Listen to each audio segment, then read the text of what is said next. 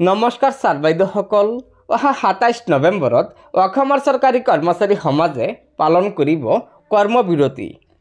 হয়, অসমৰ চৰকাৰী কৰ্মচাৰী সমাজে অৱসৰপ্ৰাপ্ত জীৱনৰ আৰ্থিক সুৰক্ষা, সন্মান আৰু জীয়াই থকাৰ প্ৰেৰণা পুৰণি পেঞ্চন ব্যৱস্থা পুনৰ প্ৰতিষ্ঠাৰ দাবীত অহা ২৭ নৱেম্বৰত কৰ্মবিৰতি পালন কৰিব।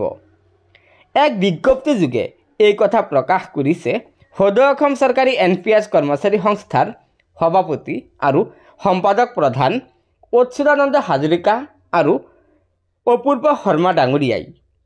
সংস্থাৰ সভাপতি আৰু সাধাৰণ সম্পাদকে কয় যে বিগত 16 জুনত মুখ্যমন্ত্ৰীৰ সৈতে হোৱা আলোচনাৰ পিছত চৰকাৰৰ ইতিবাচক সিদ্ধান্তৰ বাবে আশা কৰা হৈছিল যদিও সেয়া হৈ নুঠিল।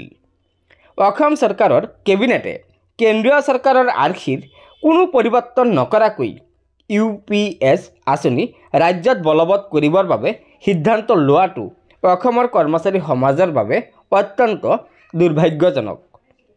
৮ নৱেম্বৰত অনুষ্ঠিত শিক্ষক কৰ্মচাৰী সংস্থা, শ্ৰমিক সংস্থা সংঘৰ যৌথ মঞ্চৰ সভাৰ সিদ্ধান্ত অনুসৰি ৰাজ্যত পুৰণি পেঞ্চন ব্যৱস্থা পুনঃ প্ৰৱৰ্তন নোহোৱালৈকে সংগ্ৰাম তীব্ৰতৰ কৰিবলৈ সিদ্ধান্ত গ্ৰহণ কৰি ২৭ নৱেম্বৰত শিক্ষক কৰ্মচাৰী শ্ৰমিকসকলে সকলো চৰকাৰী কামৰ পৰা বিৰত থাকি পুনৰ প্ৰতিবাদ কৰিব বুলি সিদ্ধান্ত গ্ৰহণ কৰে।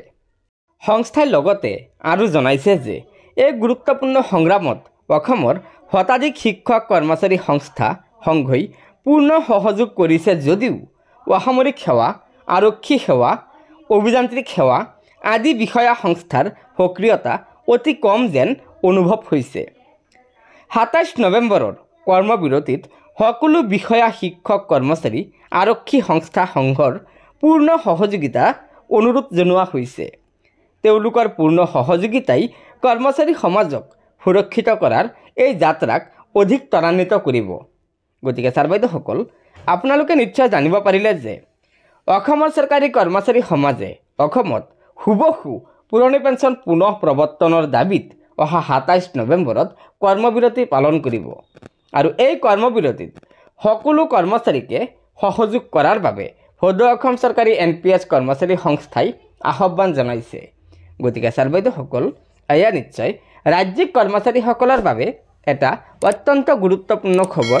সেয়েহে লগৰ বন্ধু বান্ধৱীক এই ভিডিঅ'টো শ্বেয়াৰ কৰি আজিৰ এই গুৰুত্বপূৰ্ণ খবৰটো জনাই দিব আৰু নতুনকৈ অহা ছাৰ বাইদেউসকলে অনুগ্ৰহ কৰি আমাৰ এই চেনেলটো ছাবস্ক্ৰাইব কৰি ল'ব। ধন্যবাদ। জয় আই অসম।